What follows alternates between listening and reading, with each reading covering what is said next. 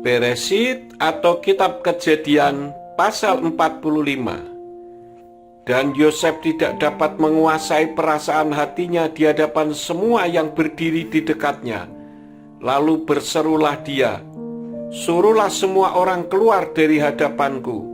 Dan tidak ada orang yang berdiri bersamanya sewaktu Yosef menyatakan dirinya kepada saudara-saudaranya. Dan dia menyaringkan suaranya dalam tangisan, sehingga orang-orang Mitsraim mendengar dan seisi istana Faro mendengarnya. Dan berkatalah Yosef kepada saudara-saudaranya, "Akulah Yosef, apakah ayahku masih hidup?" Dan saudara-saudaranya tidak dapat menjawabnya, karena mereka sangat ketakutan di hadapannya. Lalu Yosef berkata kepada saudara-saudaranya itu, "Aku mohon, mendekatlah kepadaku." Dan mendekatlah mereka. Kemudian dia berkata, "Akulah Yosef saudaramu yang kamu jual ke Mitsraim. Tetapi sekarang janganlah bersedih hati dan jangan pula menyalahkan diri sendiri bahwa kamu telah menjual aku ke sini. Karena untuk menyelamatkan kehidupanlah Elohim telah menyuruh aku mendahului kamu. Sebab inilah tahun kedua terjadinya kelaparan di negeri ini, dan masih ada 5 tahun lagi yang di dalamnya tidak ada yang membajak maupun menuai. Dan Elohim menyuruh aku mendahului kamu untuk memelihara keturunan bagimu di negeri ini, dan untuk menyediakan penghidupan bagimu melalui penyelamatan besar. Maka sekarang, bukan kamu yang menyuruh aku ke sini, melainkan Elohim, dan dia telah menempatkan aku sebagai bapak bagi Faro, dan tuan atas seluruh isi rumahnya, dan penguasa atas seluruh tanah Mitsraim. Bergegaslah dan pergilah kepada ayahku, dan kamu harus mengatakan kepadanya, demikianlah Yosef anakmu berkata, Elohim telah mengangkat aku sebagai tuan bagi seluruh Mitsraim. Datanglah kepadaku, janganlah menunda, dan engkau akan menetap di tanah Goshen, dan akan menjadi dekat denganku. Kamu dan anak-anakmu, dan anak-anak dari anak-anakmu, dan kawanan dombamu, dan kawanan lembumu, dan semua yang engkau miliki. Dan aku akan menunjang hidupmu di sana, karena kelaparan ini masih 5 tahun lagi, supaya engkau tidak berkekurangan, engkau dan seisi rumahmu dan semua milikmu. Dan lihatlah, matamu dan mata saudaraku Benyamin yang menyaksikan bahwa mulutku sedang mengatakannya kepadamu.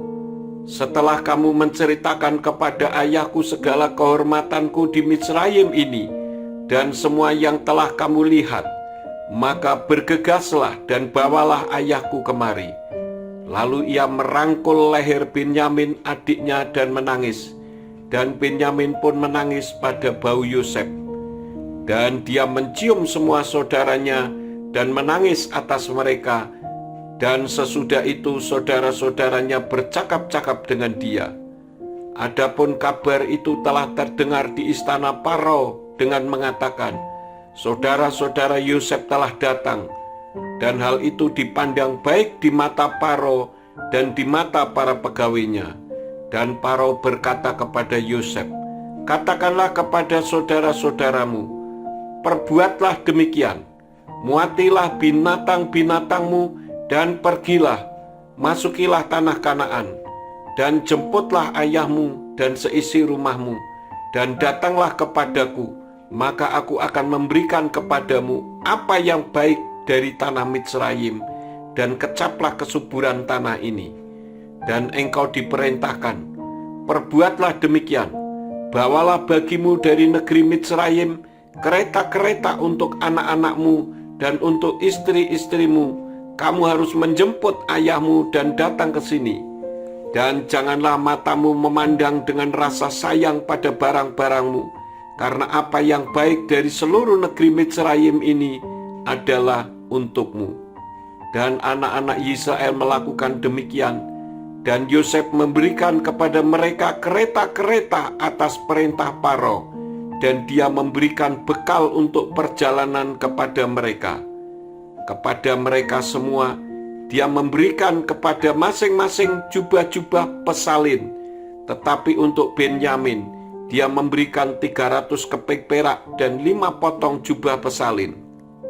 Dan untuk ayahnya, dia mengirimkan seperti ini: 10 ekor keledai jantan yang bermuatan apa yang baik dari Mitsraim, dan 10 ekor keledai betina yang bermuatan gandum dan roti dan makanan untuk ayahnya di perjalanan. Lalu ia melepas saudara-saudaranya dan pergilah mereka. Dan dia berpesan kepada mereka, janganlah berbantah-bantahan di perjalanan.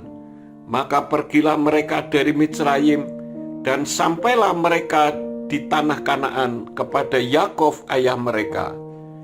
Dan mereka menceritakan kepada Yakub dengan mengatakan, Yosef masih hidup, dan bahwa dialah yang memerintah atas seluruh tanah Mitsraim. Tetapi hatinya tetap dingin karena dia tidak dapat mempercayai mereka. Namun mereka sungguh-sungguh membicarakan kepadanya segala perkataan Yosef yang telah dia ucapkan kepada mereka, dan dia melihat kereta-kereta yang telah Yosef kirim untuk membawa dia.